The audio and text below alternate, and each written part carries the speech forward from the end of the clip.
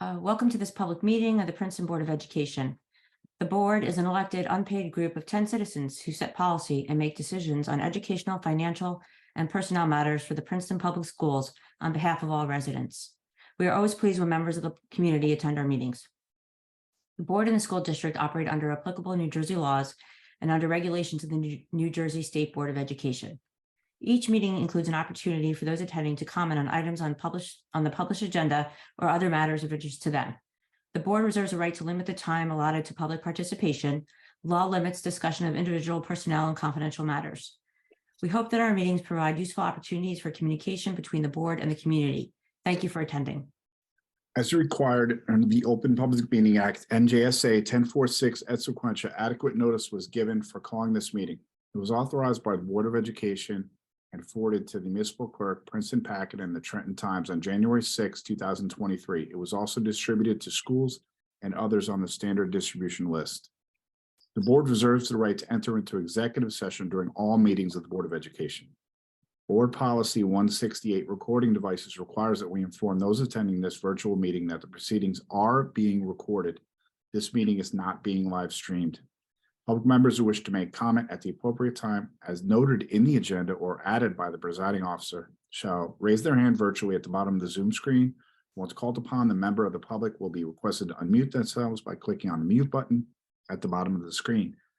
The representative of the sending district is authorized to vote on such matters that affect sending district students or affect the governance of the Princeton Public Schools, as more specifically designated in NJSA 18A 38.8.1. In the event this statute is amended, the law shall take precedence over this bylaw. Sending district votes pertaining to personnel actions refer to high school, central administrative, and district-wide staff only. Votes otherwise are considered abstentions. Thank you, Mr. Bolden. Would you please call the roll? Daphne Kendall, Here. Betsy Baglio, Here. Beth Barron, Here. Debbie Bronfeld, Here. Jean Durbin, Present. Mara Franceschi. Here. Susan Cantor, Here. Brian McDonald, Present. Michelle Tuck Ponder, Present. Rob Christopher. Here. We have a quorum. Okay, thank you, Mr. Bolden. Can I please get a motion for D1 adoption of the minutes for March 28th, 2023? Rob, second. Jean?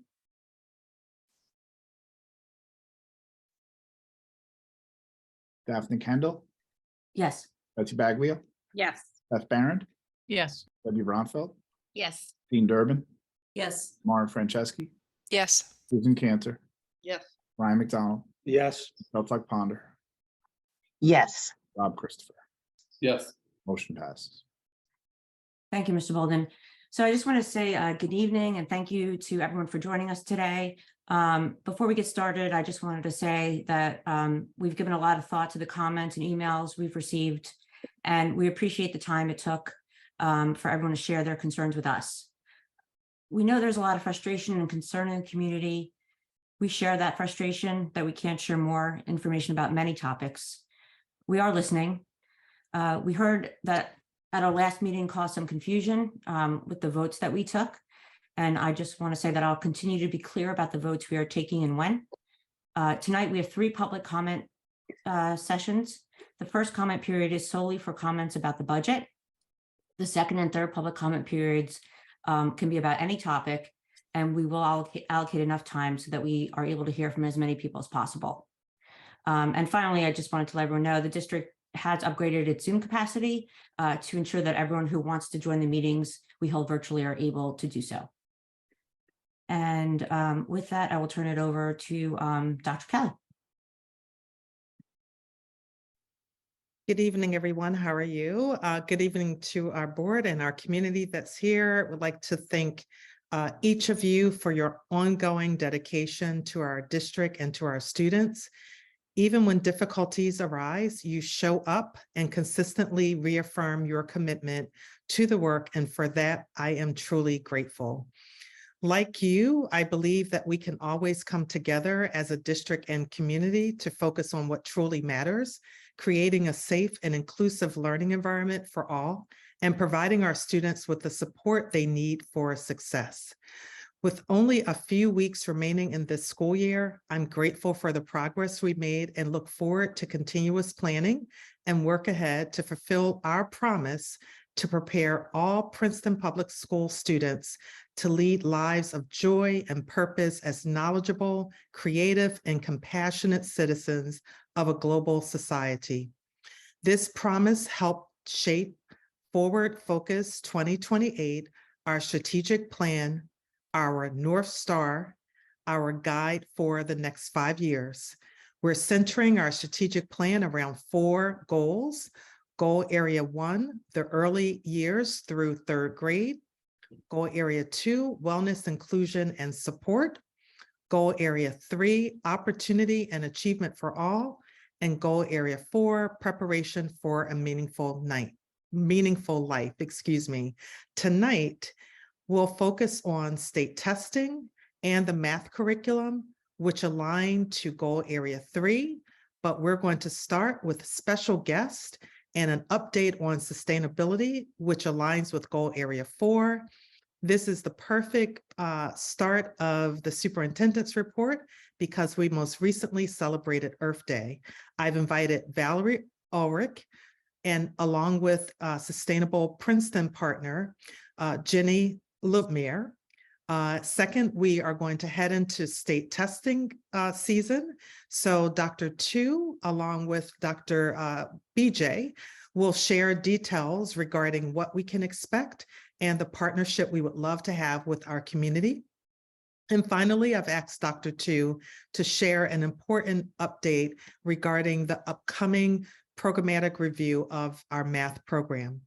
I'll close by thanking you again for your dedication to our staff, to our students, and especially would like to thank our community as we work together to build on the best of Princeton. So I'm going to turn the mic over to Valerie and Jenny. Thank you for being here.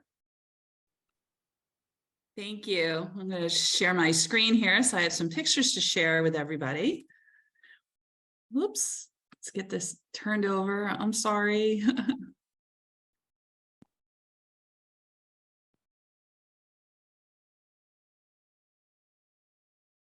All right, here we go.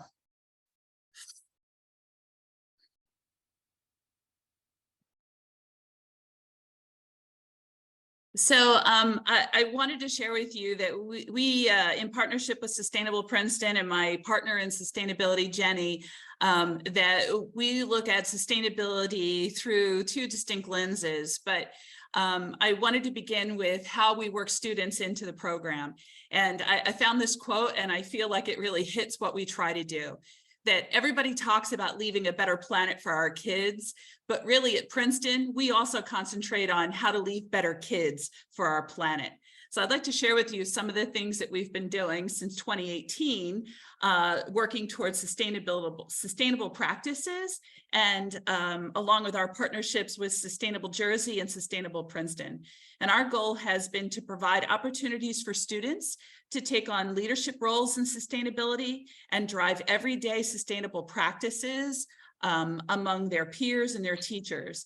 And since the inception of our green teams back in 2018, PPS has secured approximately $50,000 in grant funds to drive sustainable practices.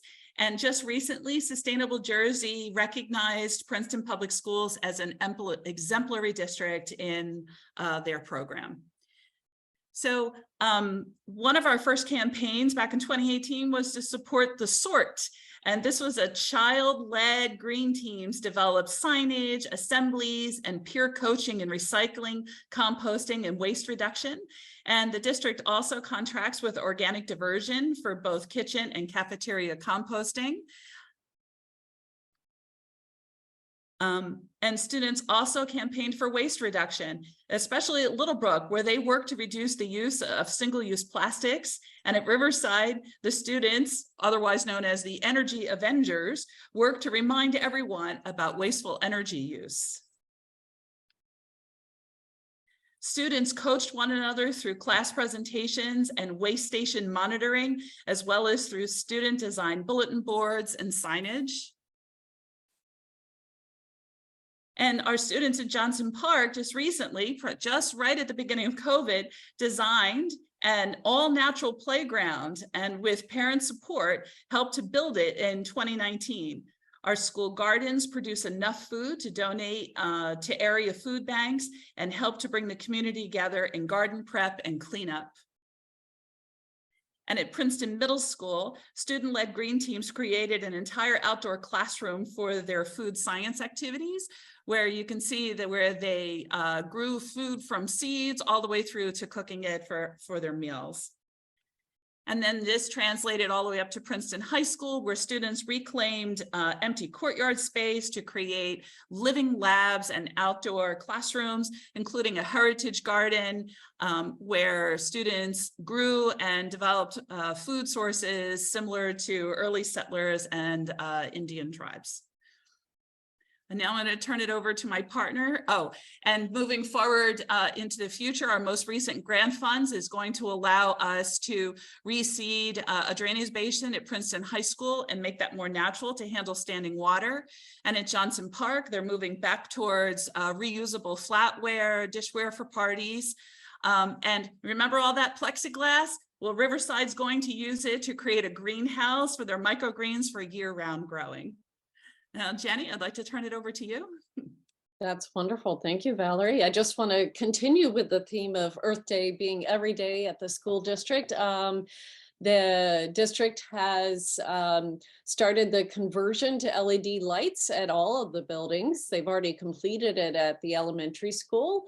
Another thing that they are working on is the naturalization of the newest basin at the high school. That's the top middle picture there, which will soon have a lot of lovely native plants growing in it. We've also looked into, we started to do some of the legwork for electrification of the school bus fleet. That's going to require grants, but we are actively working on that. Another thing we've done is analyze the energy at all of the schools, and the lower middle graph, you can see there was a jump in energy in 2021 that we spent a lot of time trying to understand where that could have come from, but we're now really excited to see it going back down at the very end of the graph. And we think that's because of the new roof that this school just got last summer, which brought in insulation. And then on the lower left, you can see one of our district employees blowing leaves using a new electric leaf blower that they got with a grant that was a combined partnership with the municipality to look into more electric landscaping equipment. So you can move to the next slide. I also want to congratulate Johnson Park and Littlebrook for recertifying through Sustainable Jersey for Schools last year. A number of other schools are working to also do that this year. So you can go to the next slide. And I want to congratulate Johnson Park, Riverside, and Princeton High School. They each received $2,000 grants. Valerie mentioned what they're going to be using those funds for. So that's exciting. And we look forward to more grants like that and more work like that. And the last slide I have is just a note for what's coming. I know everyone is eager to see solar at the schools as the roofs get completed. This is definitely something the district is interested in pursuing. And as I mentioned, we really are going to keep knocking on the doors of all of these grant providers to try to get electric school buses and workplace charging for the district. And so the last slide, I just want to thank the district again, and we very much value this partnership with you and really respect everything, the strong support of sustainability that the leadership, the board, the educators, and students have given towards sustainability. So happy Earth Day to everybody. Thank you. Thank you. Happy Earth Day to you as well. We'll go to Dr. Tu and Dr. BJ. Good evening, everyone. Pleased to start introducing our district testing coordinator, Dr. Barnes Johnson. She's our science supervisor, but she does wear another hat when it comes to testing season. And we wanted to share some reminders to our community because next week starts AP testing and JSLA and more. So I don't want to steal Dr. Barnes Johnson's thunder, so I will let her handle all the details. So thank you so much for joining us tonight, Dr. BJ.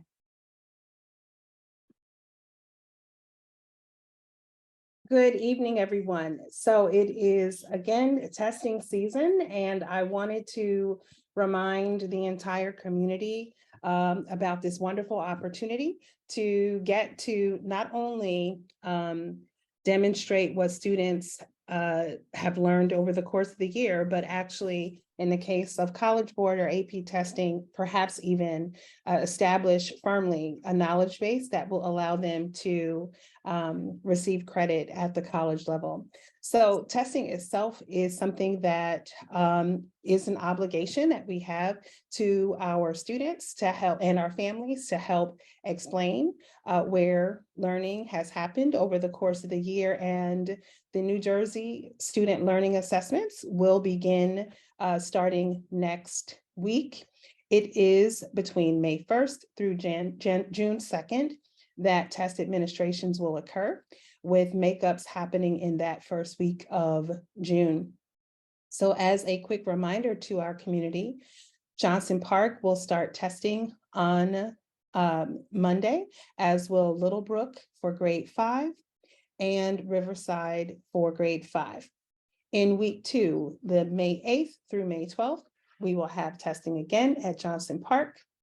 Then we will have testing at Little Brook, and Community Park will join the conversation on May 8th and be testing from May 8th through May 12th.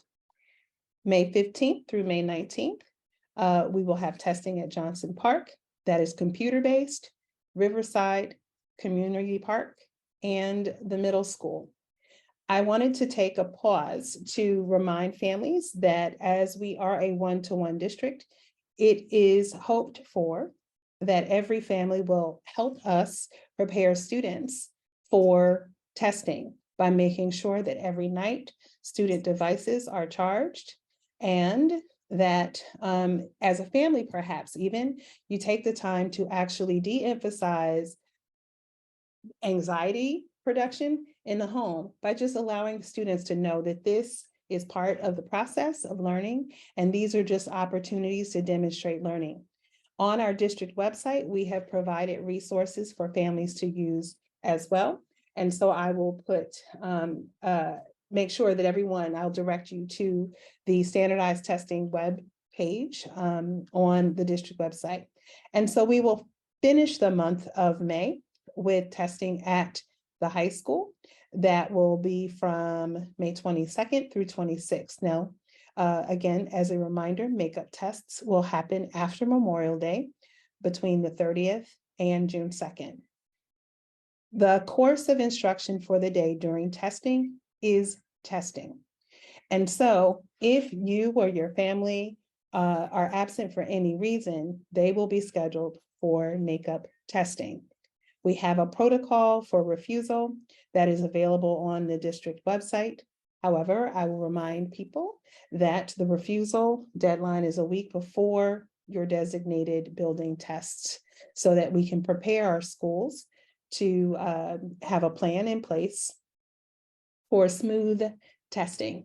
I think the only other thing to encourage people with is the idea that, unlike this year, the New Jersey Department of Education has eliminated the Start Strong assessment. So we will no longer be testing in the fall. So the emphasis on spring testing, again, is demonstrating what students have learned over the course of their current school year. And we are excited that we get to learn a little bit more, but I would want to just, again, encourage us all to support children in reducing anxiety by using the resources that we've made available to support their learning, and sort of help students to know that this is just part of the process. We're always being tested, and so testing itself is just part of the course. it's an opportunity. Are there any questions? Can I just add something, Dr. BJ? Yes. The schools will send out reminders about who's testing and when, during the day or the day before, obviously, so that students can be better prepared, eat a good breakfast, those type of things. And I would just like to share with the board, Dr. BJ has done a lot of overhaul the system of the communicating to the schools and bringing the STCs and the tech department together.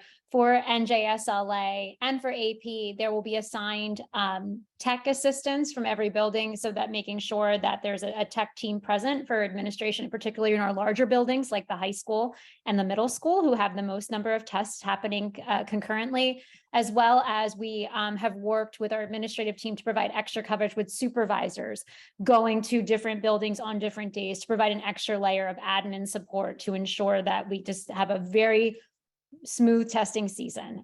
So I think we're just putting different parameters in place and structures in place so that we really are trying to make this a whole team effort, because as many of you know who are listening, it went away for a few years. And so getting back into those routine structures, supports, and really encouraging our students to participate, I think is important, because it really gives the district a good view of where we are at this moment in time so that we can set goals and move forward. And as you all know as well, that's part of our strategic plan, is looking at our academic achievement data. And so we really do want a robust, full picture and really encourage all students to participate. So thank you, Dr. BJ. I don't know if I missed anything else. Thank you. No questions, Dr. Chu. I'm going to turn the floor over to you. And I think I saw our guests from ADL. Yes. So ADI. yep. So thank you. So tonight I'm excited to have ADL Meaningful Teaching and Learning here with us tonight. So if you are an avid board meeting participant, you have heard that we are embarking on a math program evaluation in Princeton Public Schools. So we put out an RFP, which is a request for proposals in the winter time. We had several people propose different options and opportunities to come to Princeton Public Schools. We had a team of evaluators of district staff, including teachers and admin, as well as our Student Achievement Committee board members present. So we thank everyone for their time to identify. And what we really enjoyed and ranked ADL the highest was because they were really inclusive and collaborative.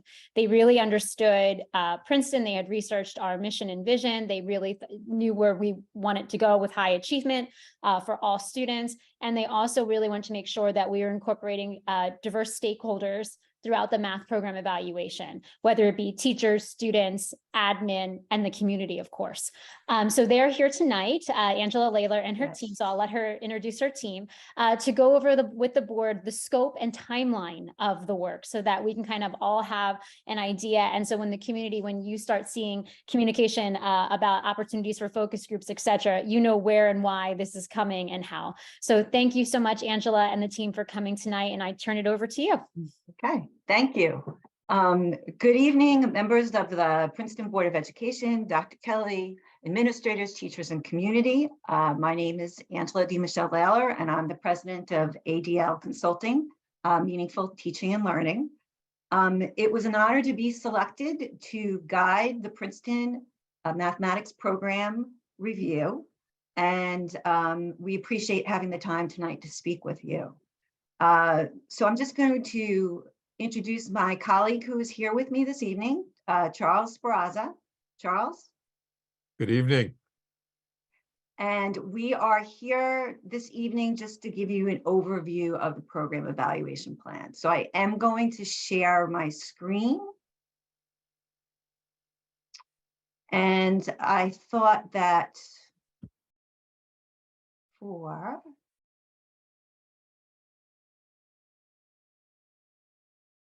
we go. For this evening, what I thought I would share with you is just an overview of the why, the how, and the what. So in starting off this review, we take a look at the why, the big picture. What is the ultimate goal and purpose of the program evaluation? And is grounded in two things. One is your mission. This is the commitment that you've made to the school, the school has made, or the district has made to the community, to its students. And so one of the first things that we always do when we do work is to go into the mission and to say, how is the program that we've created aligned with the mission statement for the district? And then, of course, we submitted in an RFP, which laid out what the goals of the intended goals of the review. And so we built that into really establishing, this is our why. This is why we are embarking on this program evaluation. So Charles is going to tell us a little bit about the how piece, how we're going to go back doing this.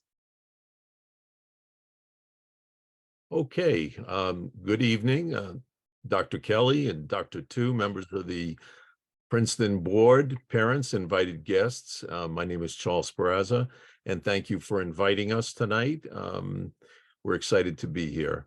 The process for the review, Angela gave you kind of an overview of the why, and I'm going to talk to you a little bit about how this is going to take place. So one of the hallmarks of this evaluation is that it's highly collaborative in its nature.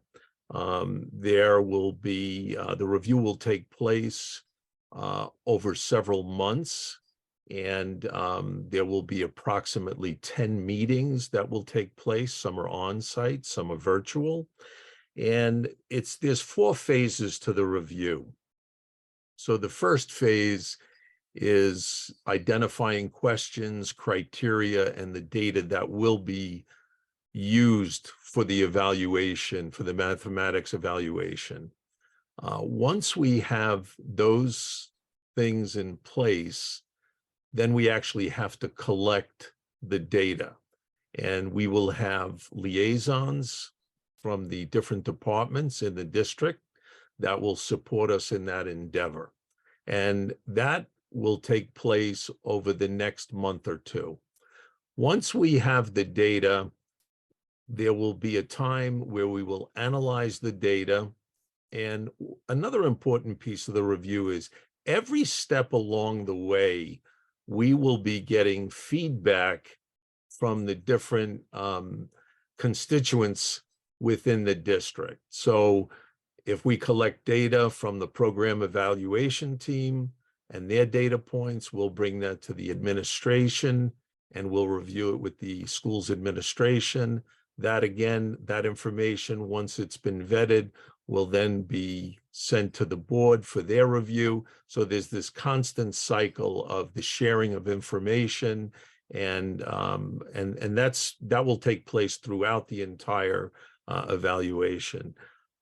The data analysis part will take place over the summer, and then in the late summer, we will come back with a draft to the administration, and we will ask them for their input as well as the board, and then we will begin to make recommendations once we have feedback, and that will take place in the mid to late fall. Okay. So the evaluation questions that will guide the review are here on screen, and they came from both the goals of the review and your mission statement. So it's really taking a look at how students receive an excellent education that prepares them for high levels of mathematics. What instructional practices and routines are teachers using? How are they supported in implementing curriculum that leads to high-level mathematics? How are students provided with equitable pathways to high-level mathematics and supported to be successful? How do students prepare for and engage in rigorous computer science education? And then what are the next steps in achieving that goal of an excellent and equitable mathematics education for all students? Right. To answer the evaluation question, we are going to be collecting different kinds of data. So that will come in the form of types of curricula, systems and structures, and by sending out surveys and meeting with different stakeholders. So when we're talking about different types of curricula, we're really looking at the formal, the written, the taught, assessed, and learned. Okay, too often we think of curriculum as solely being a written component that focuses on the what, but it's much more than that, because the written curriculum is used then to be brought into the classroom. We have to ensure it's aligned with the assessed curriculum, and most importantly, the learned curriculum, which is what the students are walking away with. In addition to taking a look at the different types of curricula, we will be looking at different systems and structures. Taking a look, for example, at professional learning. How are teachers supported in helping their students to meet, to achieve at high levels in mathematics? What are student supports? How do teachers work and collaborate together? What is the data set? So we're going to be using these different multiple measures to be able to pursue those evaluation questions. And of course, what we want to be able to do is to have surveys and small focus groups to collect and to analyze the perceptual data, to get the opinion of the ideas, the thinking of the community, so that we get a very well, we get multiple measures and different perspectives as to how students are achieving these high levels of knowledge. As Charles mentioned, throughout, there is an ongoing feedback process. Okay, so this is really a collaborative effort, right? We have checkpoints. We want to make sure that we're pursuing the right questions, that we're collecting the right data, that we are getting a well-rounded view of what the different opinions and thoughts are in the community to addressing the questions. Okay, so throughout each phase, we will be asking for feedback. In terms of the what is really what happens when we are together with the district administrative team, when we are together with the program evaluation team. So there is a series of dates, as Charles shared, that we're going to be meeting, and a series of activities and that we need to engage in. So you see some of them up on the screen. Every step of the way, we will be sharing whatever it is we create, whatever it is that we, the data that we collect, how it's going to be analyzed, so that everybody is very much aware of the process. And that way, at the end, the district is really walking away with the information they need to pursue that excellent and equitable education in mathematics for all students. So right now, we know that we will be there May 23rd to lead some focus groups and to open up a survey to get the community's opinions and feedback, okay, related to those evaluation questions, and to give you a sense of some upcoming days so that, oops, sorry about that, why May 23rd and when you'll get more information about the focus groups. We are going to be in the district this week on Thursday, meeting with the program evaluation team. They are going to help us to identify different data points. They're going to help us to identify the kinds of questions that we need to ask in surveys. And then we're going to bring that to a district administration team next week. And once we have met with the district administration team, we'll communicate again with the board, and we will set up the logistical information regarding how this is going to occur, when it's going to occur, how many, and other information that you will need in order to attend. And we will find different ways for different groups of parents to be able to communicate with us. The most important part, and this is a statement that came directly from our proposal, is that our plan was designed in response to the RFP, but a key component of its success is its ability to be adjusted based on communications from the district, from the community. So I look at it as a conversation, a way that we can come in and find out information that will help you to answer those, to meet your goals and to answer those evaluation questions. So we greatly appreciate your time this evening. And we are looking forward to this work with you. So Dr. Pugh, thank you. Thank you to everyone on the board. Thank you. And I think we have just a few questions from the board. So Daphne, I'm sorry, did you want to ask something? Yes, yeah, thanks very much, Angela and Charles. And Ralph, is that it? Charles, that because his screen says Angela too. So thank you very much.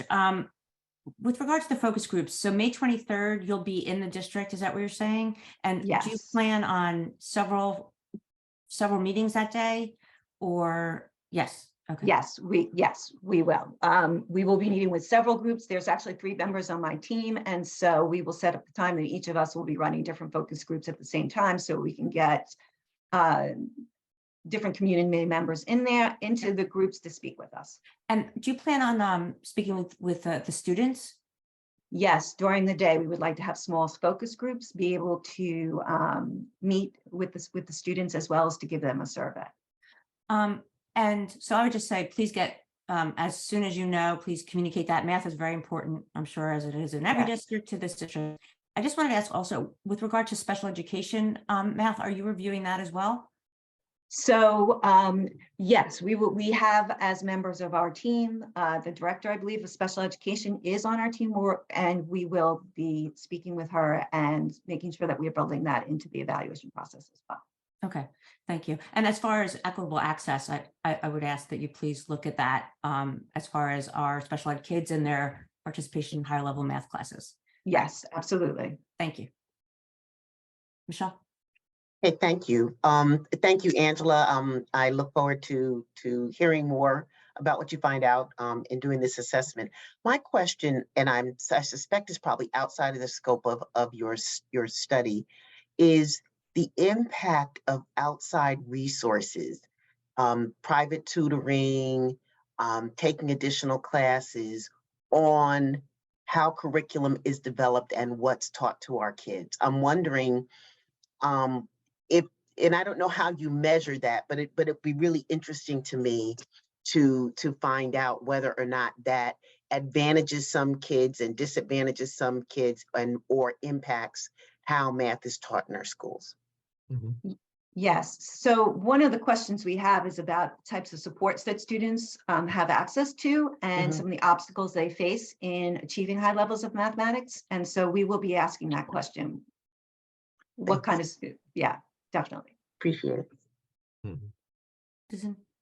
I was just asking in terms of our DLI program, because I know that's been one of our focuses in terms of how we teach math and how our students that participate in the DLI program are doing in mathematics and that they're able to also achieve at a high level. So will that be an area of focus?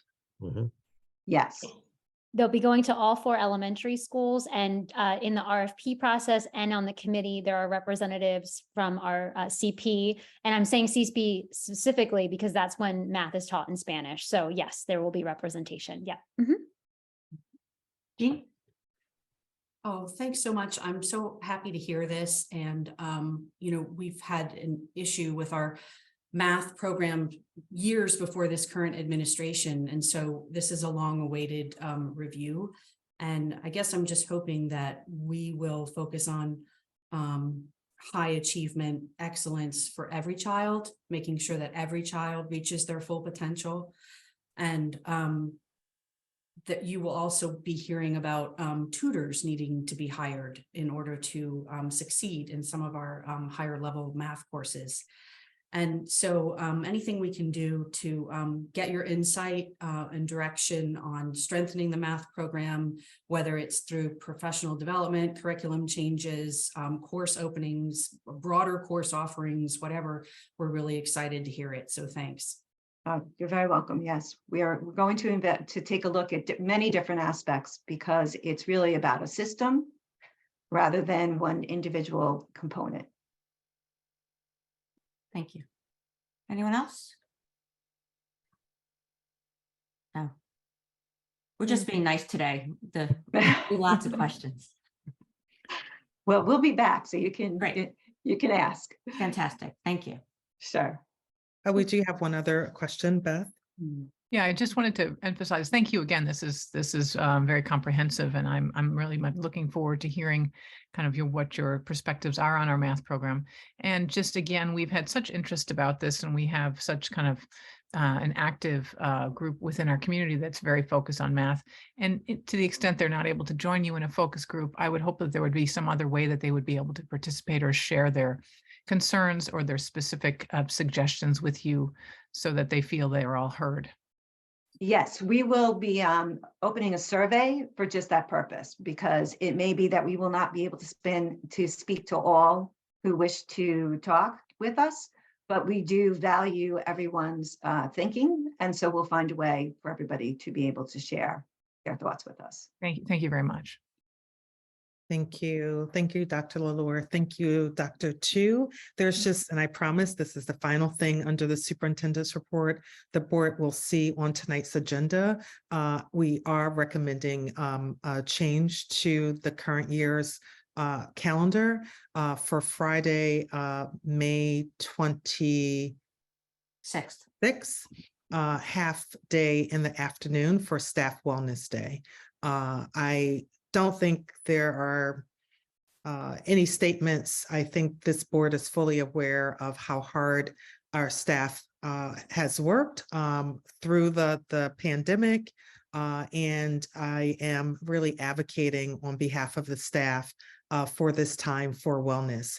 I do recognize that for parents who work outside of the home, that it is difficult at times with childcare, but we did ask Valerie Ulrich to reach out to the Y to see if they might be able to do wraparound services for us, just to make it less of an inconvenience for our families. But again, on behalf of our staff, I am advocating for this change to the calendar. And moving forward, I will advocate with the ad hoc school calendar committee that we just make this a regular part of the calendar moving forward, so it's less disruptive to our community. Thank you. That concludes my report. Okay. Thank you, Dr. Kelly. Moving on now to the student board members report with Rohan Chevet and Andre Penn. Welcome. Good evening, Board of Education. We have no major updates to give at today's meeting, but would like to inform you of a new project that we're working on. When we were elected to the position of student liaison, Andre and I were almost like thrust into a role we had no real knowledge about. And as a result, it took some time to truly understand our responsibilities and the liberties that we had to advocate for change and to represent the student body effectively. And we discussed this briefly with Ms. Barron and Ms. Bronfield.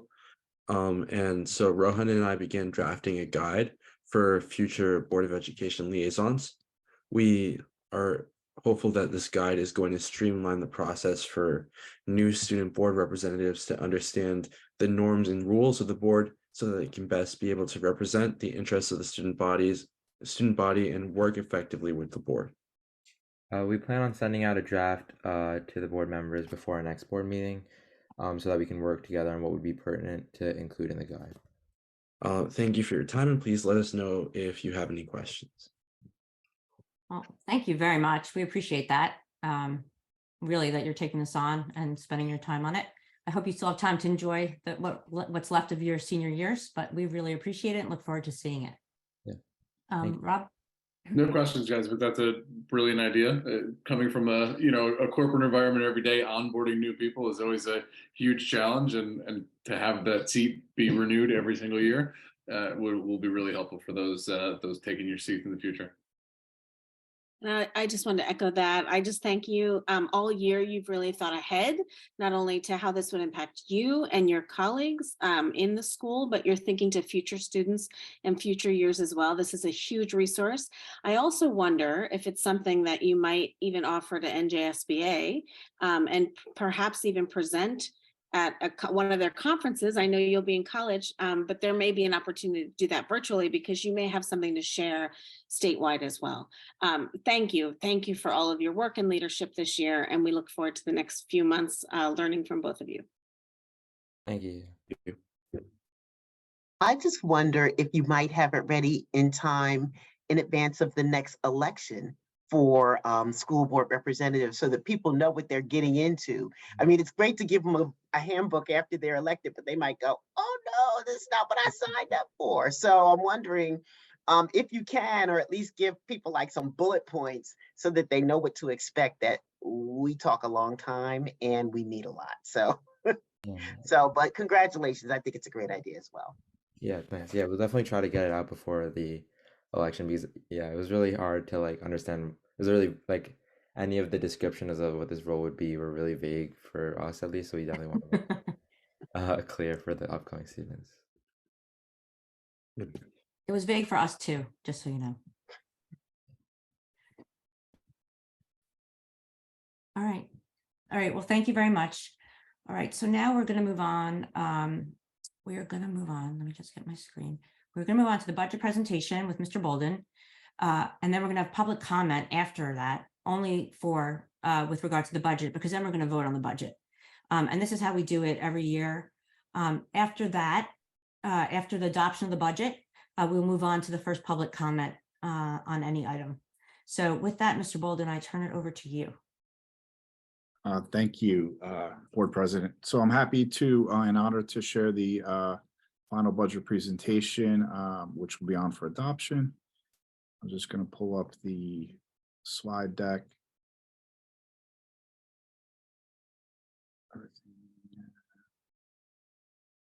There we go. Great. So I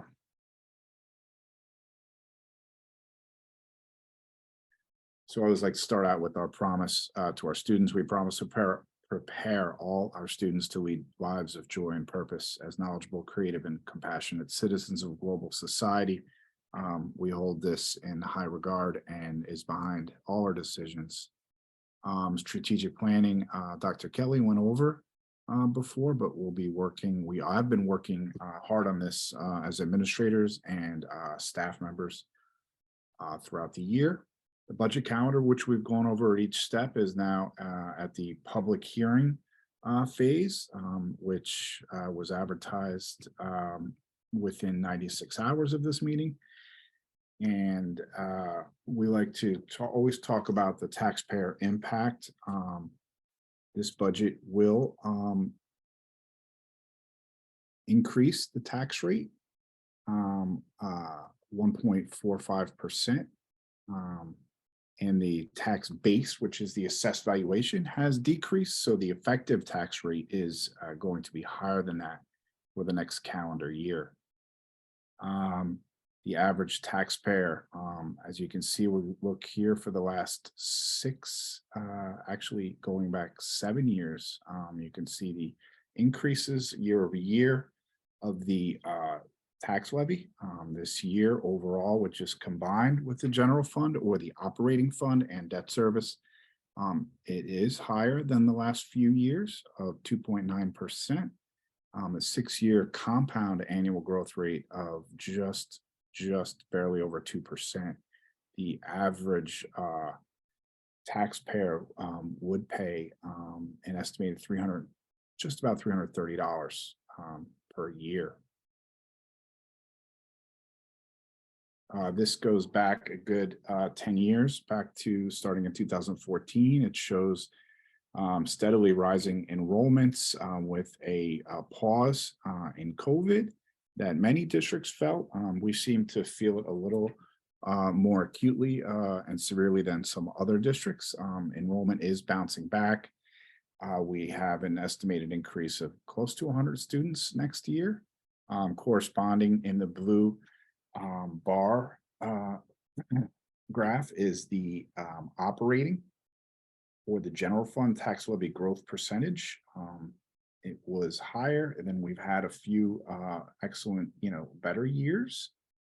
It is back up again this year. We have experienced as really in the United States and other parts of the world, and a lot of inflationary pressure. There's been extreme wage pressure. 40 years in the making since we've had inflation like this. So it has put some acute pressure on our budget. So the operating general fund tax levy would go up 3.71%. However, the combined, as I stated before, total tax levy, which is the affects the taxpayer, is 2.9%, thanks to some debt that has decreased. Our debt service has decreased, even with the January 2022 referendum, which is underway. Banked tax, banked cap. So if we don't use our full taxing authority, we bank it and then we save it for later years. We do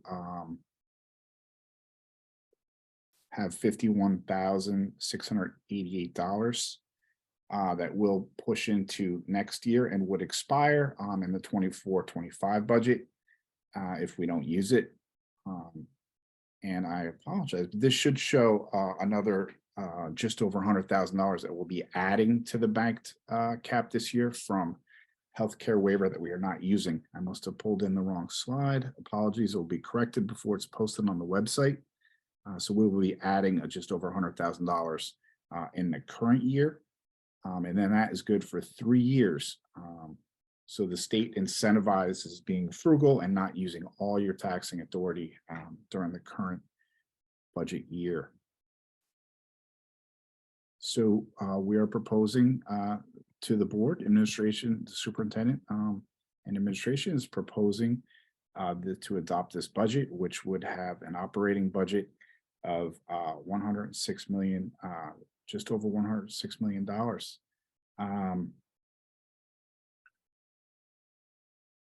So tuitions is a line in here. So I'll start out with some of the high points here. Healthcare waiver. We are taking the healthcare waiver. The state, this is indexed to the state. The state has not increased their rates. This will be in 3 previous years. So they did increase their health insurance. It allows us to pass on some of our increases in our healthcare through to the taxpayer. We also have had declining tuitions if you look back to 21, and that is from our sending neighbors in Cranberry. They pay full tuition rate for their students to attend our high school here, and that does go up and down. We're in a seemingly just about the nadir or low point of the number of students. It was as high as 270 a few years ago. We're forecasting down to around 230 students. So that's decreased a little bit. State aid, as you can see, has gone up 9.9% year over year. That's good news. The problem is that our charter school tuition has also increased by, and that'll be on the next slide, but our charter school went up by from 7.011 to 7.5. So that eats up that increase in revenue. So they kind of offset each other. Charter school tuitions are calculated. The tuition rate this year went up 6%. It seems to alternate every other year with 6% through 2 budgets ago. Last year it was a 1% increase in the tuition. Then they take a weighted average enrollment, which they weighted for similar things that our students are weighted for. If a student receives special education services, they get a higher weight. If a student is on free and reduced lunch, they get a higher weight. Or if they're English language learners learning English, they get a higher weight because it would cost all other things equal, cost more to educate them. We're also thankful for Princeton University to be, which you'll see later in the agenda. We'll talk about that, making a grant directly to the school district, which has affected the assessed valuations in the community. So they're passing that through directly to us.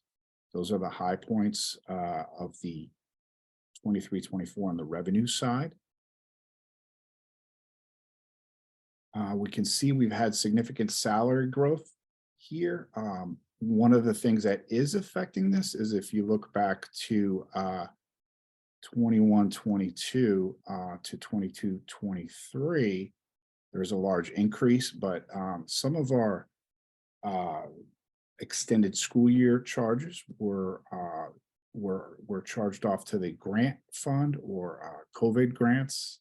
So there was a little bit of it was artificially low for a couple of years. So now that is bouncing back up. We've also had increased transportation costs significantly, both on our internal employees and on our contracts. The contracts year over year and transportation went up.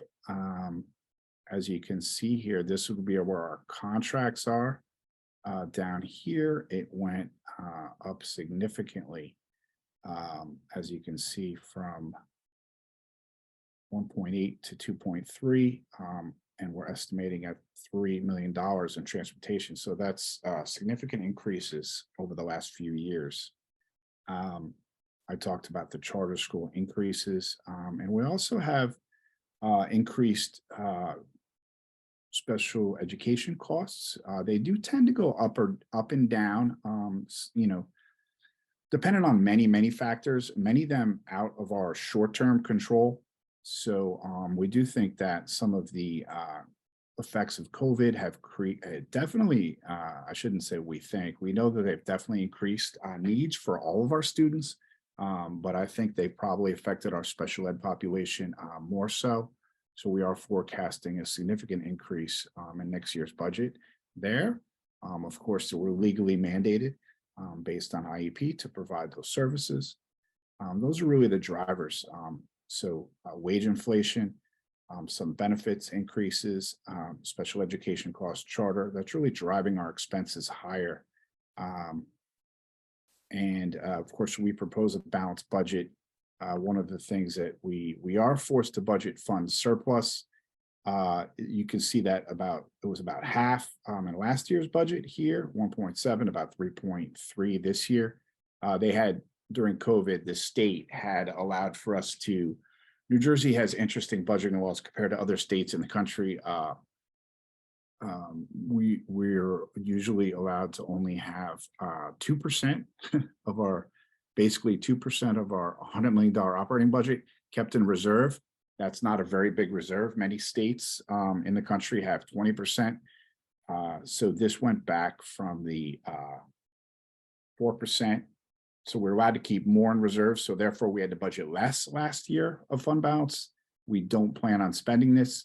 If we had a budget that was utilizing this full amount, we would deplete our resources very quickly and we would have a greater or a large structural deficit. So, this isn't planned to be spent.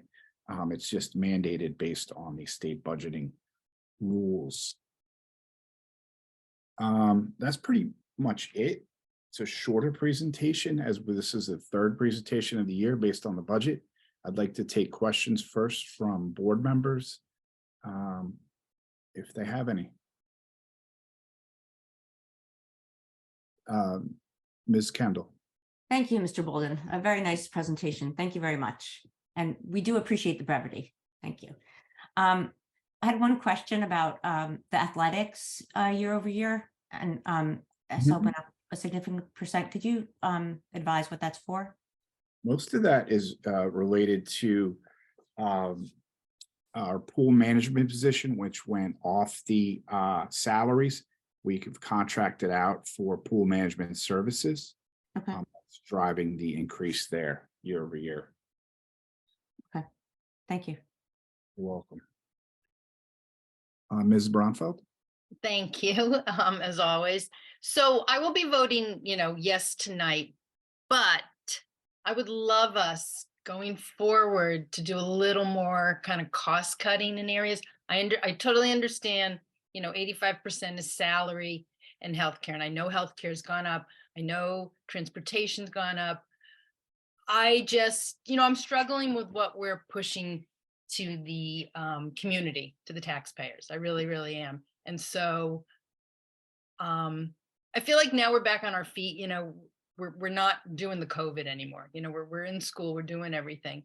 So I am kind of hoping that within operations that we can really start looking at cutting back on some things. Like we just can't have it all. The buffet just can't be for everything. And that's where I'm coming from. So I'm sharing that. I'm hoping some of my fellow board members will push some of this. I know I did send out a list, and I know we've talked a little about doing a lot more looking at the numbers, but I just wanted to share that. But I do appreciate all the work you've done. So thank you.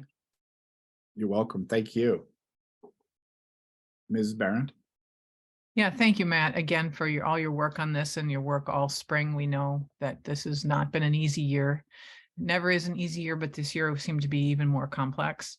I guess a couple things. One, just to follow up on Debbie's point, we have spoken in our committees about how we will be doing, I guess, a quarterly review, really drilling down more carefully this year to understand how we will be able to balance next year's budget, because we understand that there is this structural gap where, these relatively fixed costs of labor and benefits and charter and these other things that are almost 86% of our budget, almost really fixed. I mean, we've got some good negotiated contracts that are fair, but it's all above the 2% cap. And so we need to, as a board, it's not just a budget season review, but it's a full year review, and we need to be on top of it. So I'm looking forward to hearing how we're going to find the $700,000 to $1 million next year that we need to find to balance.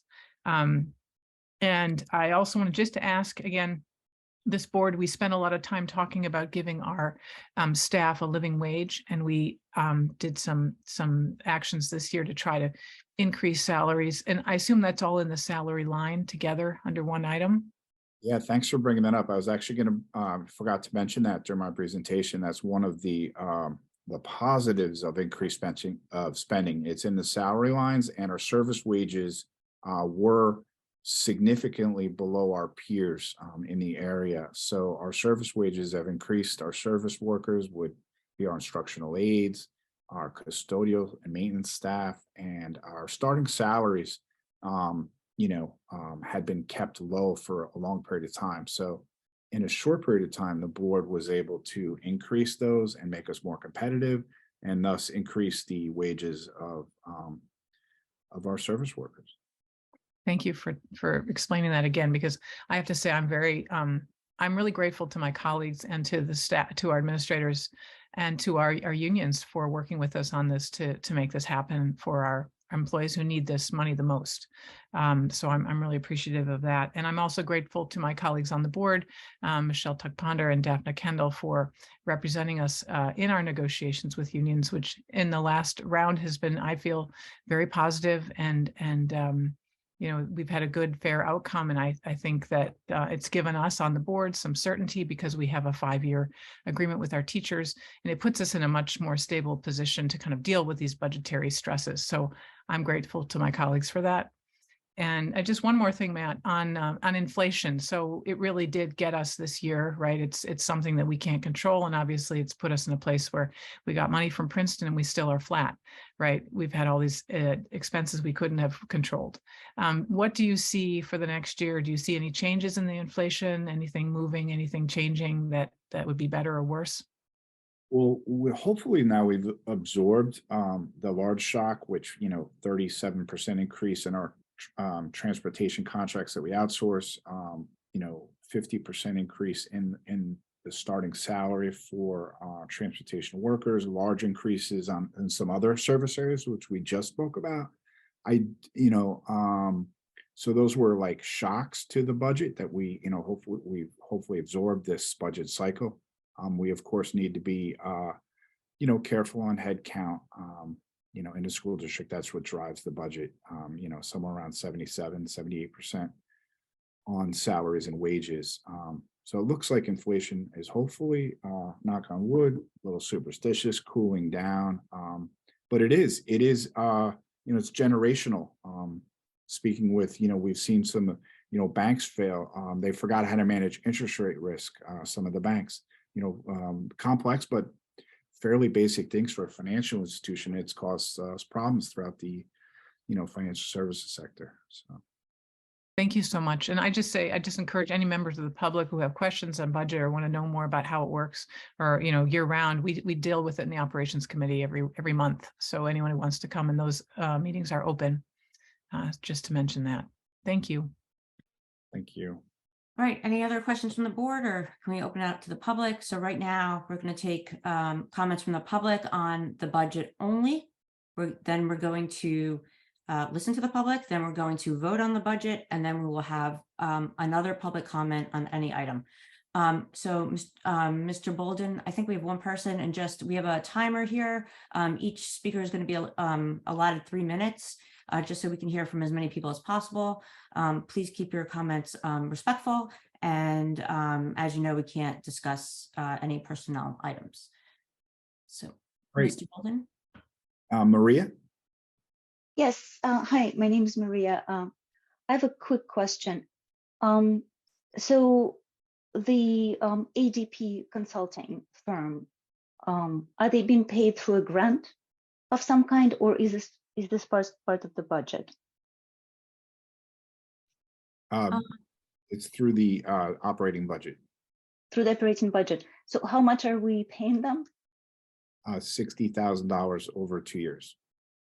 $60,000 over 2 years. Thank you so much. You're welcome. Hold on.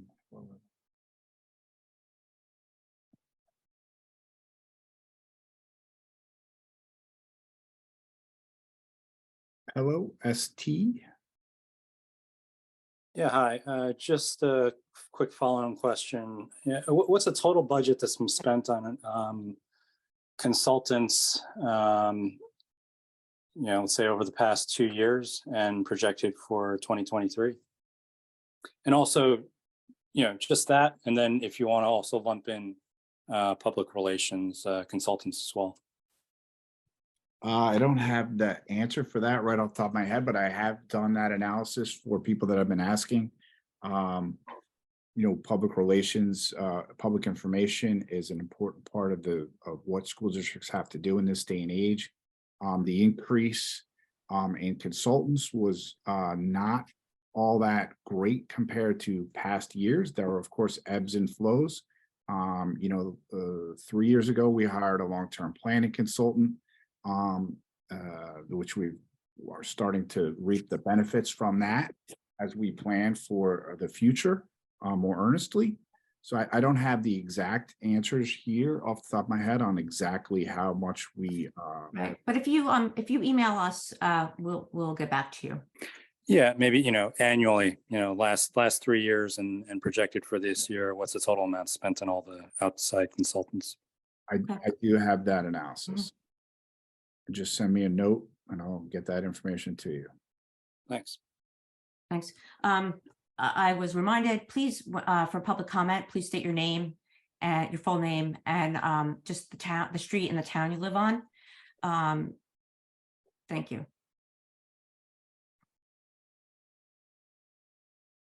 B. Bennett.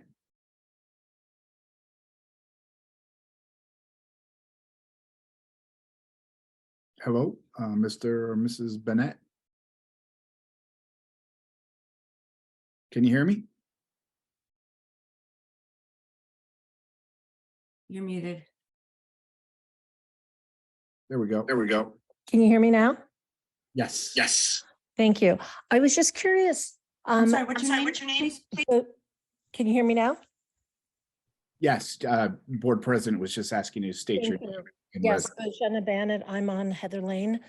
I'm just curious about Kathy Foster's salary and what is that projected to be?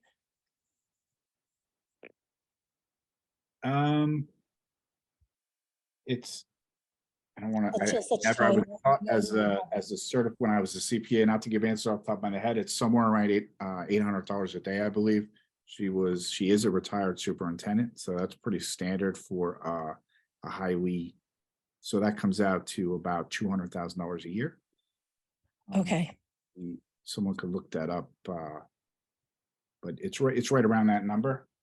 okay, around 200,000 a year. And you're anticipating having her throughout the summer as well? So her salary is in the budget, or does her salary take over the former principal's salary? So I believe Dr. Foster's approved through June 30th or 20th? June 30th? Rebecca? You're muted. It's June 30th. Correct. She's approved until June 30th. She is an interim and she is a per diem employee. Great, thank you. You've answered my question. Thank you so much. Great, thank you. All right, anyone else? No. All right, so now we're going to move to item I1, which is adoption of the budget. Can I get a motion, please? Beth, second. Mara, any discussion? Jean?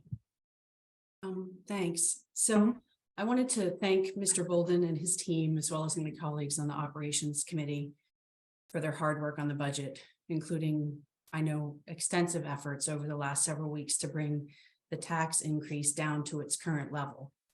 And my understanding is that the impact on the taxpayer with this year's increase may be lessened due to debt roll-off. And I'm truly grateful for our BA's attention to detail and his team's stellar work on behalf of the district.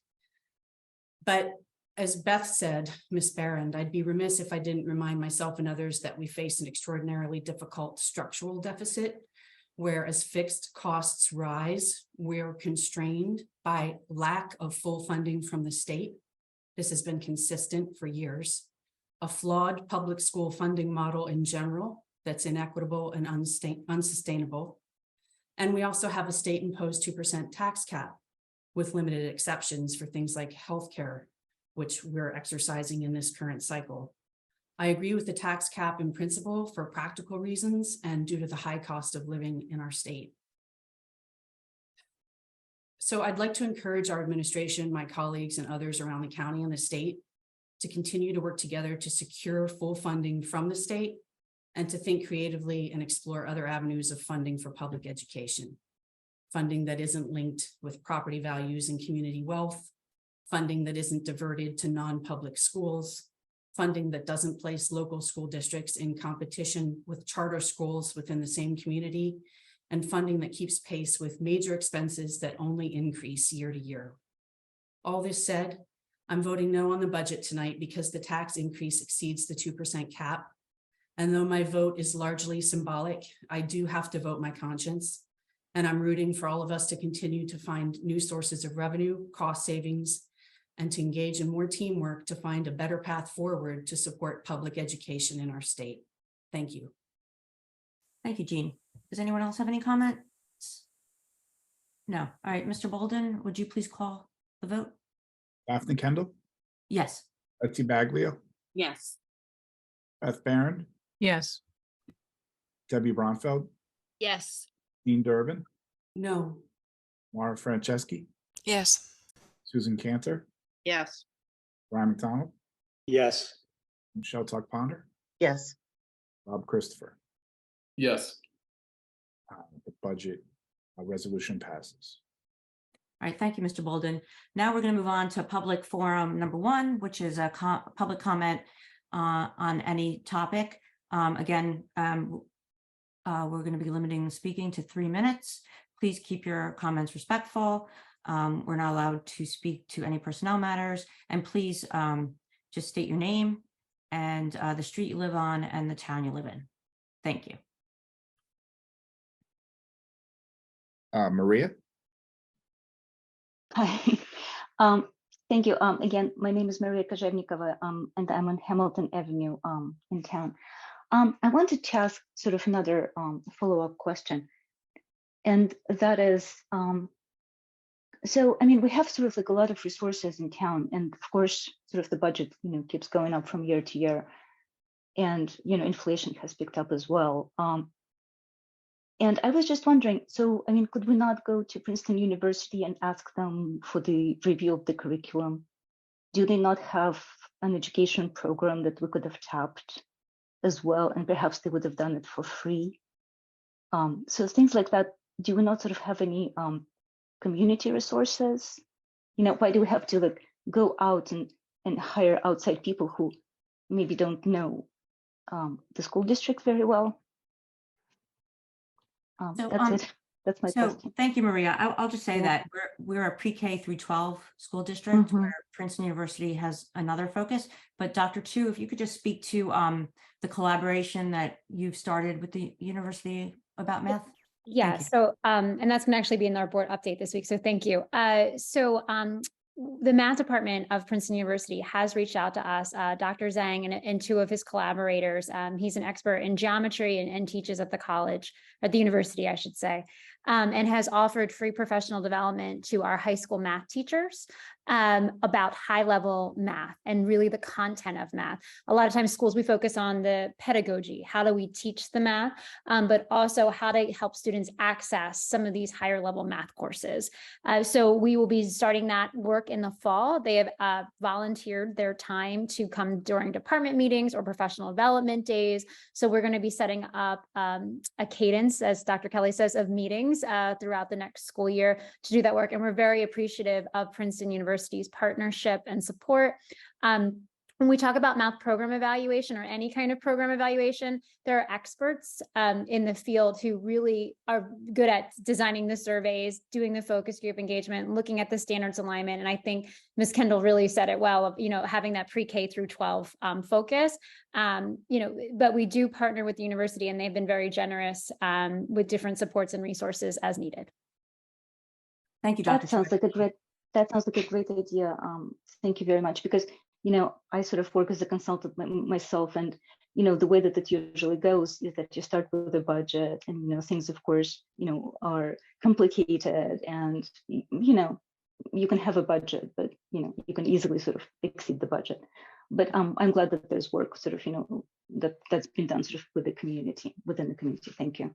Thank you, Maria. Mr. Bolden, do we have anyone else? I'm not seeing anyone right now.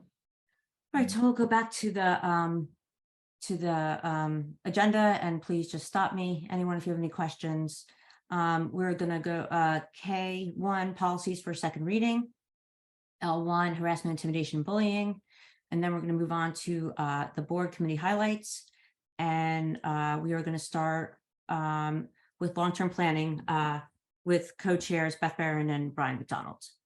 So who's giving the report today? Thank you, Daphne. I think I'll take it. Brian, if I missed something, please let me know. The Long-Term Planning Committee met on the 20th of April and discussed the agenda for the elementary parent engagement meeting that is scheduled this week at 6:30 p.m. on Thursday, the 27th. And it'll be hosted by the administration. We also reviewed a preliminary timeline for capacity planning for the middle and elementary schools. And we gave a few comments on that, and we expect to kind of be going back and forth and seeing more of that in the next weeks. And our next meeting is May 18th at 4:30 p.m. And obviously there's a lot more going on now. We're starting to reopen our long-term planning. So the committee, I think we look forward to interfacing more with the community and our administration and moving things forward and trying to keep people informed and involved. Thank you. Thanks, Beth. Next is operations with co-chairs Susan Cantor and Brian McDonald. Hi, I'm going to give the report tonight, and I'll give the same caveat, my co-chair Brian, if he wants to add anything. So we met April 12th at 8 a.m. We always begin all our meetings as open, so we invite the public to join us. We started with our continued discussion of the ongoing referendum projects that are being awarded this summer. We then also received an update, as we do each meeting, about sustainability. Jenny Luddenberg joined us talking about our Eco Lab, as we heard about in their presentation, and a couple of interested members of the public joined, and we had a a continued robust discussion on that work. And Matt gave us an update that how our internal team has been focused, both educators and the administration, on the work being done in our Ecolab. Matt then informed us that he's going to be working on the renewal for the upcoming food service contract for the 24-25 contract beginning then, and that he will be in contact with the advisory councils at all the schools so that their input is taken when as he works through that contract process. And we also thank Matt and the PHS team for the hard work they've done to the upper field at the high school to make sure that it's safe for our athletes. And we look forward to lacrosse net being fully implemented. Also another safety measure that he is overseeing with the PHS team. Our next meeting will be May 10th at 8 a.m. And as I say, it's usually to start open to the public, so we ask anyone to join. Thank you. Thank you, Susan. Moving on to personnel with co-chairs Debbie Bronfeld and Mara Franceschi. Yes, so personnel met on April 13th, and the district is really busy attending job fairs and filling positions, which we heard a lot about, and doing a lot of year-end reviews. Thank you. All right, thank you. And I'll just note for the public that next Tuesday, May 2nd is our reappointment meeting, and that will be at Valley Road. And what time does that meeting start? 7? Mr. Bolden, do you know? Next week's meeting? Yes, I thought it was 7:30 like usual. 7:30. Okay. Check while you're talking, while we're. Okay. All right. Moving on now to policy with co-chairs Beth Barron and Jean Durbin. Thank you. Policy met on April 14th at 8:15. We meet next on May 12th and then June 2nd, also at 8:15 in the morning by Zoom. The meetings are open to the public. All of the policies that are on for read tonight on the agenda were discussed at the last meeting. We also discussed our attendance policy and what the state requires and getting out information so that families aren't surprised. We also talked about, pardon me, a question was asked about seeing a public schedule for testing in advance of the year start. And Dr. Kelly was very much committed to the idea of sharing that information in advance with our families, perhaps in the packet that gets mailed at the beginning of the year. And a suggestion was made for a possible booster coordinator position next year to help keep all of the athletic booster organizations aligned and on the same page so that we can raise money and be stronger together. Thanks. Thank you, Jean. And then last but not least, student achievement with co-chairs Betsy Baglio and Michelle Tuck-Ponder. Hi, everyone. I'll be giving the report this evening. The Student Achievement Committee met on April 14th at 11 a.m. Actually, I think it was 11:30 a.m. We heard about PPS summer programming from Ms. Tidwell and Dr. Barnes Johnson in the areas of math and science, some really great offerings for our students this year.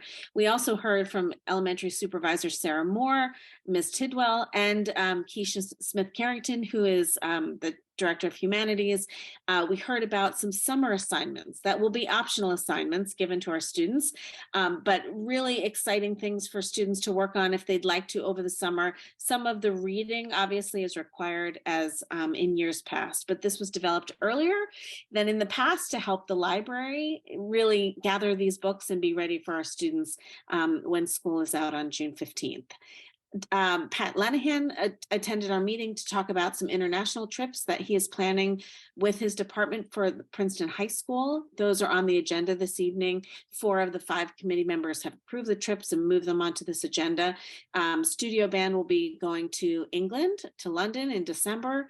The Jazz Ensemble will go to Hawaii in February, and the orchestra will be headed to France, Switzerland, and Italy next May. So we appreciate that we've had these come to us now that we're post-COVID earlier, so that staff is able to work on this, and it's really, really important to the board that all families know that regardless of cost, every student is invited to attend these trips. So there'll be even more time to plan for that and do fundraising. We also offered board members as chaperones to any of these, but that was denied, that request. Athletic programming support, Brian Dubinsky joined us. We had almost all of our supervisors at this meeting to talk about a new, potentially new boys volleyball club, and potentially making that a team. And then also a need for a winter track coach, and talked about a fundraising opportunity that we might have. And then the high school principal, Dr. M, came to bring a really exciting program for our English language learners, which is a trip to Keene University.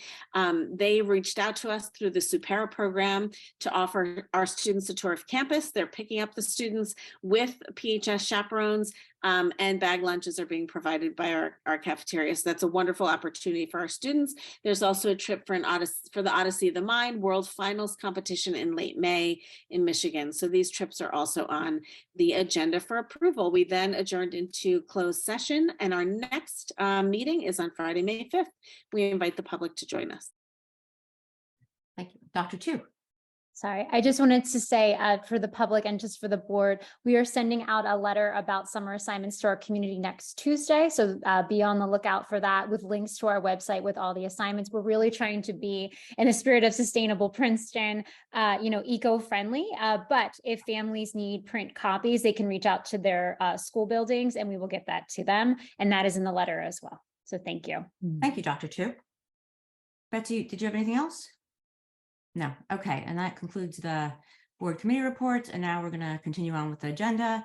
We're going to N1 retirements. So today we have 4 individuals retiring who have a combined total of 81 years in our district.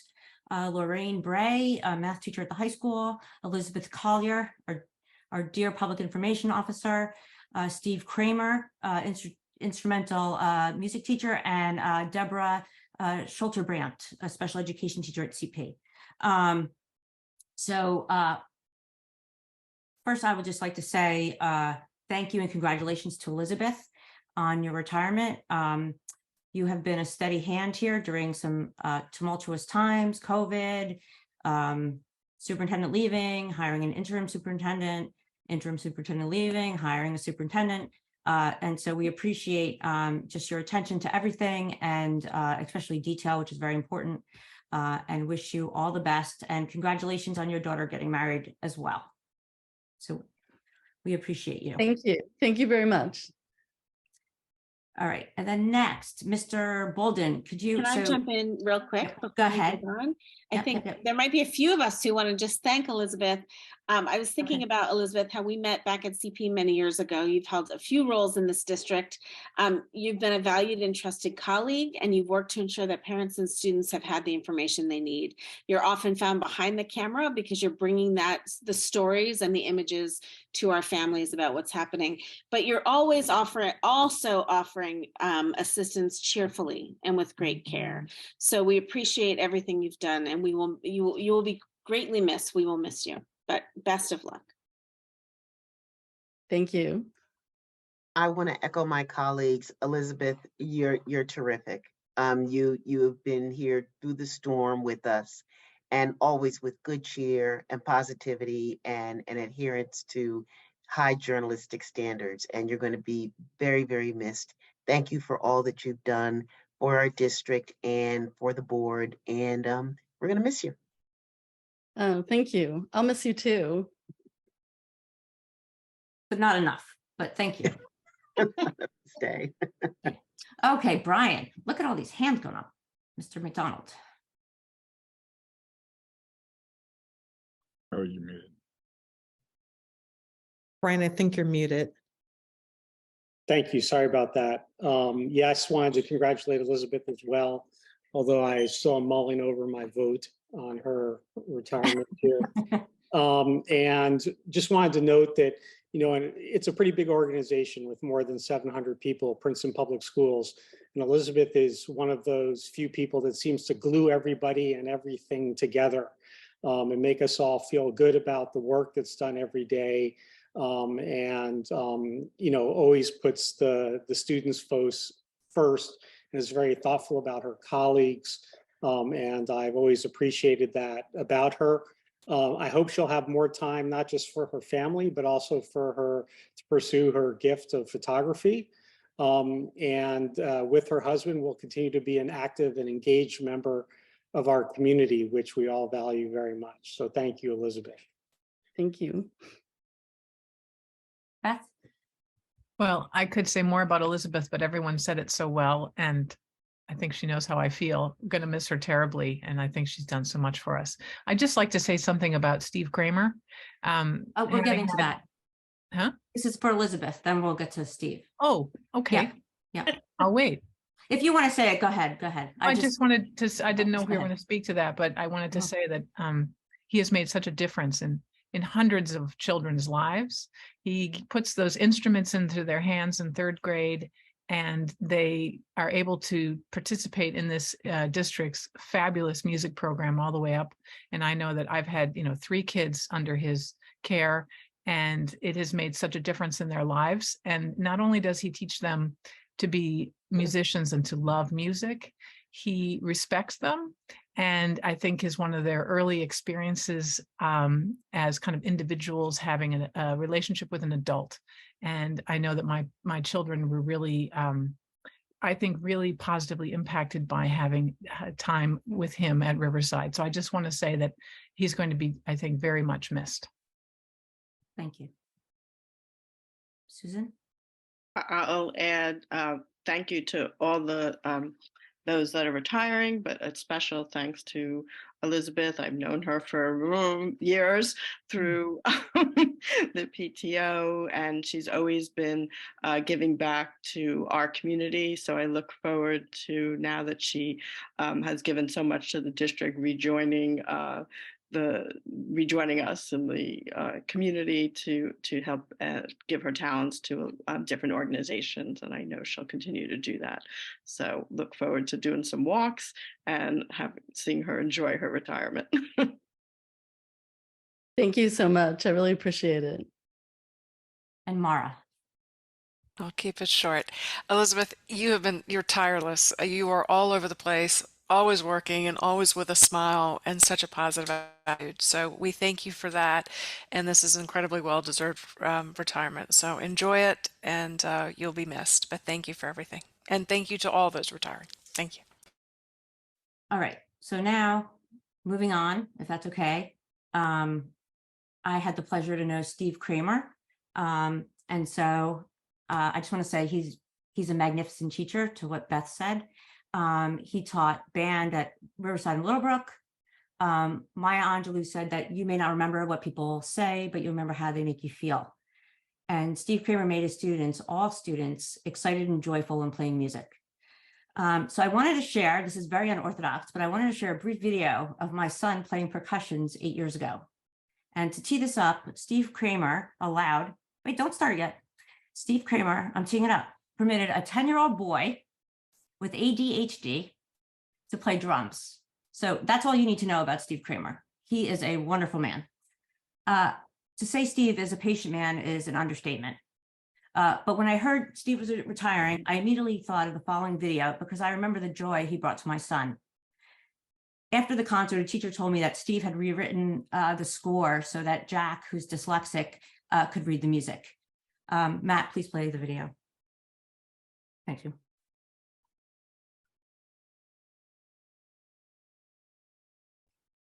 No sound. We can see the joy. We don't need the sound.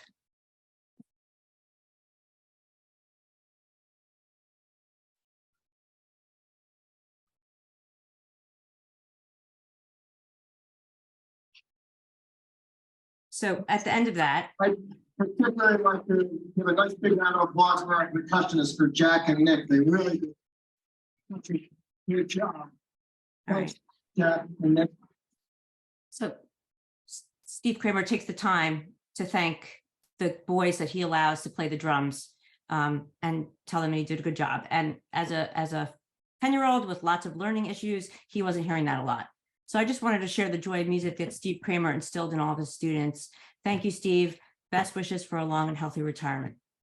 All right, and Debbie, I know you had something to say. So both my boys attended Little Brook and both took music lessons with Mr. Kramer. My older son played the sax through the 10th grade. My younger son, Max, played and still plays the trombone. He was in studio band his senior year. It's amazing to think that he went from hot cross buns to big jazz band songs. Max really loved Mr. Kramer. He ate a lot of lunches in Mr. Kramer's room. And music was a big part of Max's high school experience. So I really want to thank Mr. Kramer for not only sharing music with my boys, but for instilling a love of music in both of them. And I wish you a lot of luck. And Elizabeth, also wish you luck. Thank you. Okay, anyone else? No, all right, so we will move on now. Personnel's, okay. And 2, just stop me if you want to say anything, and 2, resignation, and 3, end of assignment, and 4, appointments, and 5, transfer, and 6, personnel items, and 7, leave of absence, and 8, curriculum and instruction, and 9, student services, and 10, job description, STEAM and enrichment specialist. We're moving on now to curriculum and instruction. 01, professional services for effective school solutions. 02 is an action item. Can I get a motion, please? Michelle, second. Betsy? I'm not moving. I rescind my motion. And I wasn't. Okay. Can I get a motion? Beth, second. Betsy? Daphne Kendall? Yes. Well, do we have discussion first? Oh, sorry. Yes, can we have discussion? Sorry. Okay, I am going to be voting against this, this overnight trip proposal. And again, not because I don't think it's a great opportunity for our kids to go and see other places in the world, but I just can't get past the price tag. And, you know, and again, you guys have heard me say this a million times, and I'm working with my colleague, Betsy Baglio, and the superintendent and staff to come up with a system by which we can try to make this fairer, try to make these trips more accessible to every student. But from where I sit there in, yeah, I know all 4 trips are on this, I know this, but I know that if they cost anything, they're inherently discriminatory to kids who just can't afford to go. And I don't think we really have a handle on how many students don't even sign up for classes because they know that the choir is going to take a trip or the band is going to take a trip. So they won't enjoy the joy of music that we just spent, you know, 5 minutes talking about, because from their perspective, if you can't enjoy the fruits of it and go on these wonderful trips that have been planned, what's the point of doing it? And maybe it's my background as a municipal official. I know there are a lot more people in this town who cannot afford these trips, and their kids know they can't afford these trips, than you would think. And so until we're able to figure out a policy and consistent practice on how these trips can be more affordable, or maybe if we could look at trips that are not halfway around the world and don't cost $2,300, $2,800 to parents, I just don't think that it's fair or equitable to include them as part of our program. We're a public school. We're not a travel agency, and I'm really disturbed that I get head nods, but we keep approving these trips. So I am going to vote no. And I hope that at some point we can get to a point where we're really serious about equity and start coming up with ways to provide experiences for our students that don't cost thousands of dollars. Jean? Thanks, Michelle. I always appreciate your perspective. I did just want to ask a question. Is every child that wants to go on these trips afforded the opportunity to do so, even if they can't afford to pay? Betsy, you're nodding. Is that? Yes, that is district policy. It's board policy. But that may be true, but you know, as we've heard people on these meetings say, sometimes the parents will not allow their children to ask for financial help. And it is, you know, yeah, that's great. We can say that, but we don't know how many kids don't continue playing instruments because they know they're never going to be able to go on a trip. So that's great. Well, if you can't afford it, come to us and tell us you can't afford it and we'll figure out a way for you to go. Come on. That's not fair. We shouldn't put our kids in that position. I don't see any other way around it. I mean, we have to, if we're going to provide opportunities for some children, we have to provide them for all. So you're concerned about Why don't we go to New York? If I may finish, you're concerned about how we extend the opportunity to people that can't afford to pay. Not that we don't extend the opportunity, but it's how we extend the opportunity. Is that right? I would like to see a consistent policy. So across the board, no matter what the trip is, whether it's music or sports or debate, that we have a policy that's consistently followed and that we have a really honest conversation about whether as a public school district, we should be sponsoring trips that cost thousands of dollars. As a policy, that just doesn't sound right to me. Okay, thanks.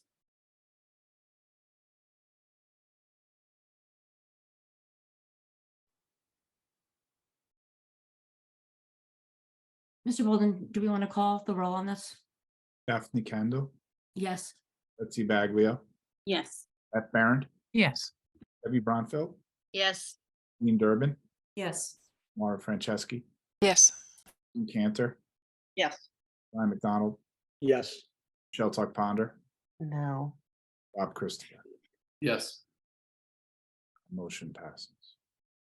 Okay, then moving on, item 03, student day field trips. T1, educational placement of pupils. And then we're moving on to the business part. Q1, financial reports. Q2, fire. Action item, Ms. Kendall. The financial reports? Yeah, Oh, I looked at them. I didn't see anything, but thank you. I wasn't sure. Yeah, I think New Jersey School Insurance Group. Oh, okay. I appreciate that. Get a motion, please, for Q1. Brian, second Beth. Mr. Bolden, Daphne Kendall, abstain. Betsy Baglia, Yes. Beth Baron, Yes. Debbie Bronfeld, Yes. Jean Durbin. Yes. Betsy, did I skip over your name? Nope, I voted yes. Sorry, I'm losing. That's fine. Jean Durbin, Yes, again. Mara Franceschi, Yes. Susan Cantor, Yes. Ryan McDonald, Yes. Michelle Tuck Ponder, Yes. Bob Christopher. Yes. Thank you. Motion passes. All right, moving on now. Q3, registration, travel agenda, and then Q4, Princeton University grant acknowledgement. First, again, we'd like to thank the university for their generous annual donation for the next 5 years. Can I get a motion, please? Brian, second, Rob. Can we have discussion? Oh, can we have discussion? Yes, we can. Yeah. Thank you. Okay. So first of all, appreciation to my colleague, Brian McDonald, for his hard work on working with Princeton to arrange this gift. And also to Princeton University for their willingness to offer these funds to the school district, which of course, as we just had a budget conversation, they are needed. One of the things I'm going to bring up is because I mentioned this to one of my colleagues and they said, don't look a gift horse in the mouth. And I try not to look a gift horse in the mouth, but I always look at the conditions. And I have some concerns about the conditions that are associated with this gift, and I'll try to be brief. One, I'm gravely concerned about the conditions that, as a board, we are agreeing by accepting this gift to not ever talk about, encourage, or have any involvement whatsoever in a conversation about Princeton's tax exempt status. We also potentially have to, will be potentially harmed if we do have that conversation to not, even though we don't talk about it, that it could potentially impact our receiving the grant. And I'm concerned about how that might impact our relationship with other nonprofits in town. And I'm also concerned that the conditions allow the university in its sole discretion to make the determination as to whether or not we've engaged in this kind of conduct. And I want to point my colleagues toward our code of ethics, which say we will make decisions in terms of the educational welfare of children, and also that we will refuse to surrender our independent judgment. And I'm concerned that if it doesn't violate the letter of the code of ethics, that it violates the spirit of the code of ethics. And so I'm going to abstain, but I really feel like it's my responsibility to raise these issues. I think we should think about them, very seriously about what we commit ourselves to in these kinds of agreements. Thanks, Michelle. Did anyone else have any comments?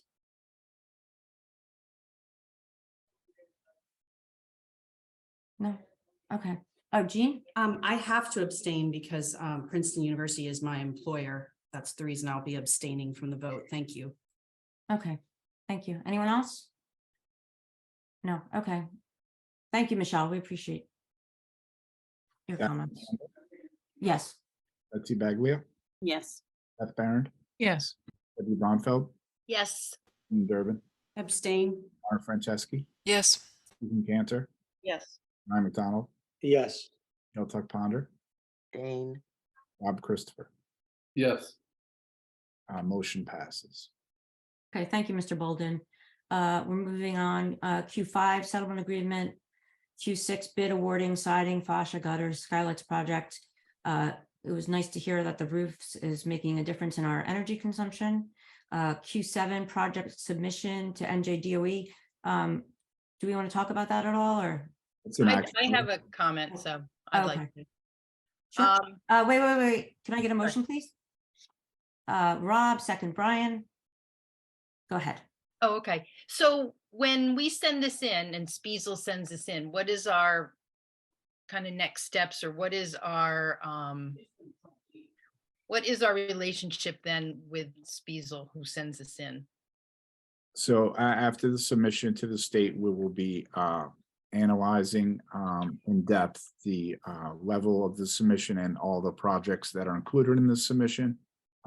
It seems to be from some feedback that, we may be paring back the actual referendum dollars. This authorizes submission to the NJDOE. So if it's not on this submission, then it can't be done. We are not obligated to do any of the work that we are submitting. And that's good summary. Brian, did I miss anything?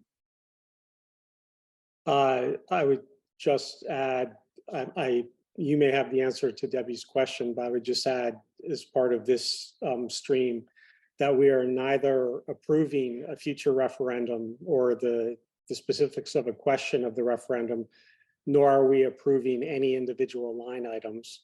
And I would state that for the next 2 or 3 operations committee meetings, we'll be going into, we've already reviewed some of the items, but we'll be going into much greater detail. And we'll be seeking, in some cases, external validation for both the needs and the potential costs.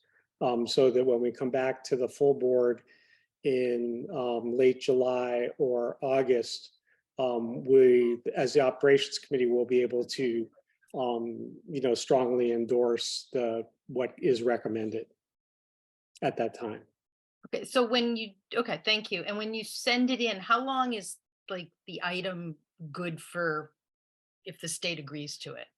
So it's to submit to the state for their determination of eligibility for debt service aid, which is currently for our district a prorated down to 40%. The state loves to prorate things, so it's 85% of, I think I said the wrong number, 85% of 40, 34%. I don't know what I just said. It's 85% of 40 currently. So and they estimate the eligibility based on educational aspects of each project. Right. And so say we send all this stuff in and they come back and say, oh, you can totally put, you know, a high-rise building somewhere. How long is that good for? If We did not submit for a high-rise building. I know that. I know that. The last, for example, the last referendum passed, was it 3-1, was 34%, so 100% deemed educationally eligible. From time to time, the state varies in how they determine a turfing, which is likely it's coming up. It's got about 2 years left of its useful life. So being that gym class is well, we see it all the time. I don't know, as administrators and educators, they have gym class all the time on the turf. So, but there are some variations in how the state from time to time deems the educational aspects of certain projects. So maybe I'm not saying this right. So if we get approval on a turf and we don't want to do it in the next year, can we then keep still that approval and do something in the fall of 2024? Like do a referendum then?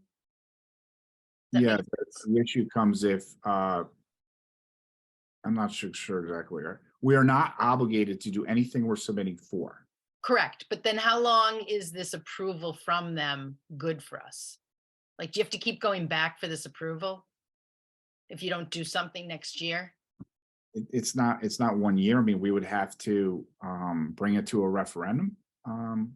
If you're asking what the legal limit of the time frame, I don't know off the top of my head what that when they give us a preliminary eligible cost letter, then we'll later get a final eligibility cost letter, which is almost always. And I think she's asking if they give you an answer, we choose not to put that line item in. Do we have to go back to them again? Or could we put it on a future referendum without going back to them to re-ask? Thank you. If we don't put it on, it would be resubmitted again later. Oh, you do have to resubmit. Okay. All right. Yeah. Thank you. Trying to trick me. No, not at all. Thank you. No, I'm teasing. Sorry. Beth, Barron, Miss. Yeah, thanks, Debbie. That was a really good question. And I just want to, restate again, maybe for the public's benefit that, I got on the board about 5 years ago, and at the time there was an enormous hubbub about an enormous referendum. And it was a really clear message that was given to us as board members that we should do our jobs, make sure we're taking care of the district, maintaining the district, maintaining our buildings, and we should come to the public when we need to do those things and not necessarily try to lump it, although we would like to lump it in big ones. But when projects need to be done, we let the community know that and give them the opportunity to help pay for that in the way that's most responsible. So again, what we're talking about here is I think, we're talking about there is a vote in November because there's an election every November. And so we've talked about putting some items on there that we know need to get done, like things that are coming up, like there's safety items at the high school, there's other things. So we've asked you, Matt, and thank you for all your work on this, to put together a number of items that need to be handled in the next year or so that are big chunks that we don't have money for in the budget and that are most effectively financed through a referendum because the state will pay up to 34% of the interest costs, right? So I just want to repeat that that's what we're doing here. Again, it's really, I think, good stewardship of our facilities. And I agree with Brian, and we've talked about this, that we have a lot of work in front of us before we know we're going to do any of this. But we're going to do that work. And if it does look like these things we're able to explain it to the public and it makes sense, then we will probably have a vote and try to put it on. But we still have to do that work. And I think Brian said that well. So thank you for doing all the work to get this moving. And I look forward to the discussions we'll be having in the next month or so to try to drill down and make sure it makes sense and should be done and is responsible. So thank you. Thanks, Beth. Okay. So is that an action item? So are we going to vote on that? Yes. Okay. Kendall, Yes. Betsy Baglia, Lost the mute button for a second. Yes. Beth Baron, Yes. Debbie Bronfeld, Yes. Jean Durbin, Yes. Maura Franceschi, Yes. Susan Cantor, Yes. Brian McDonald, Yes. Michelle Tuck Ponder, Yes. Rob Christopher. Yes. Motion passes. All right, thank you. Moving on to item Q8, joint transportation agreement with Lawrence Township. And now we move on to the final public comment this evening.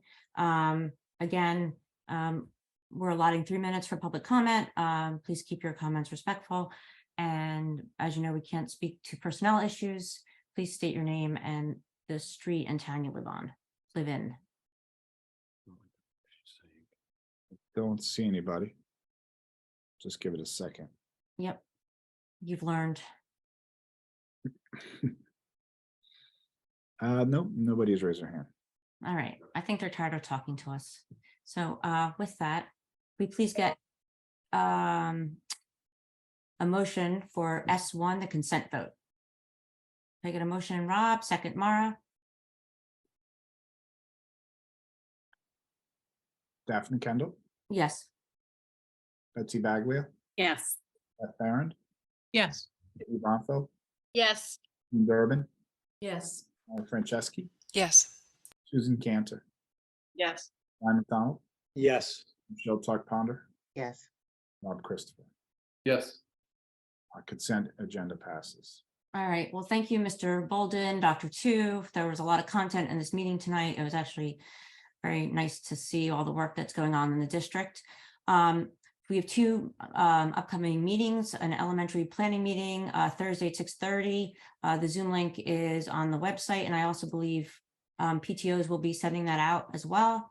And then our next meeting is, our next full board meeting is May 2nd. And that is our reappointment, our staff reappointment hearing, and that will be at Valley Road at 7:30 is the beginning of our opens. Is it going to be at Valley Road? We're going to do it at Valley Road? Okay. Yeah. Valley Road, 7:30. And with that, I don't know if anyone else has any questions or comments. No, can I get a motion to adjourn? Betsy, second, Jean. All in favor? Good night, everybody. Thank you.